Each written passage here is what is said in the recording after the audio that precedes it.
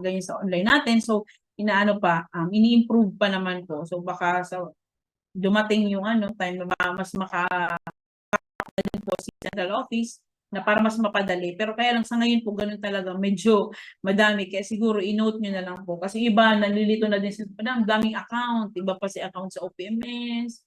Meron pa yung sa Hazways, iba pa din. So ito pong SMR, iba pa din. Actually, sa CMR, iba pa din po yun.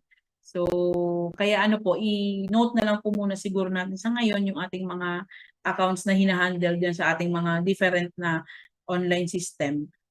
So pagdating po dito kay SMR, so yun nga, tatlo po yung user account natin. Merong si client, si evaluator, and si administrator.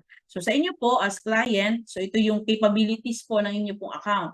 So you can create facility profile, then you can create SMR, and can receive evaluation results.